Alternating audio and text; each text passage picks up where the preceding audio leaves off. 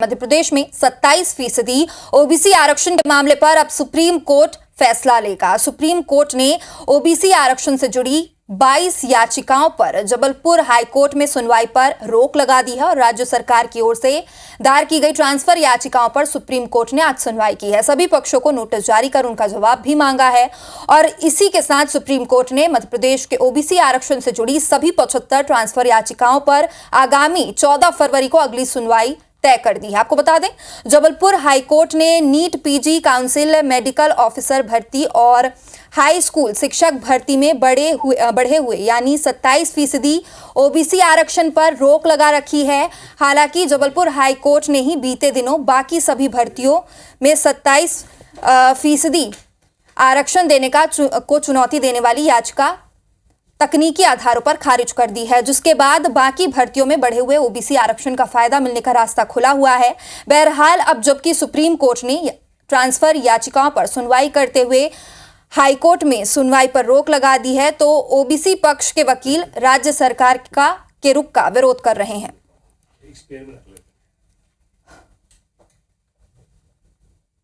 सरकार की तरफ से उन 9 याचिकाओं में स्पेशल मेंशन करके आई लिस्ट करवाई गई और उसमें आज सुनवाई हुई। तो माननीय न्यायालय ने जो 20 तारीख को आदेश पारित किया था, उस आदेश को इन पर भी अप्लाई करके उन 9 याचिकाओं में भी हाई कोर्ट पर सुनवाई करने से रोक लगा दी है और समस्त प्रकरणों को 14 फरवरी को सुनवाई हेतु नियत किया है। तो खबर तो आपने देख ली, अब जानते हैं कि खबर क्या है और ज्यादा जानकारी के साथ हमारे संवाददाता जबलपुर से जुड़ चुके हैं। विजेंद्र पांडे हमारे साथ जुड़े हुए हैं। विजेंद्र, हाईकोर्ट से एक याचिका खारिज हुई थी जिसके बाद 27% ओबीसी आरक्षण का रास्ता खुला था, लेकिन अब सुप्रीम कोर्ट में इस मामले की सुनवाई होगी, तो क्या वो मामला फिर से अटक गया है?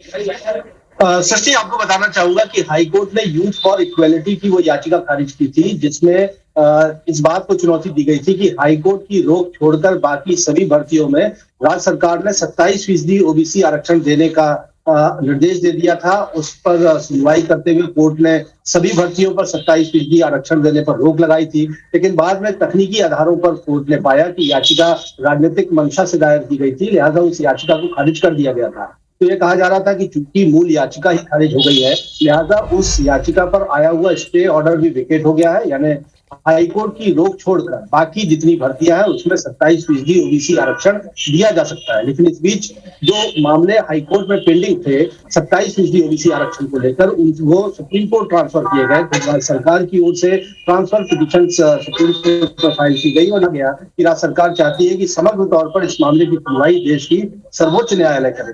तो ऐसे में ट्रांसफर पिटीशंस में जो कि 75 याचिका है, उनमें से 22 याचिकाओं पर ये निर्देश आया है सुप्रीम कोर्ट का कि इन पर अब हाईकोर्ट, मध्य प्रदेश हाईकोर्ट की प्रिंसिपल सीट जबलपुर हाईकोर्ट सुनवाई नहीं करेगा, सुप्रीम कोर्ट ही इस मामले पर सुनवाई करेगा और 14 फरवरी पर इन तमाम 75 ट्रांसफर याचिकाओं पर सुप्रीम कोर्ट ने एक साथ सुनवाई तय की है।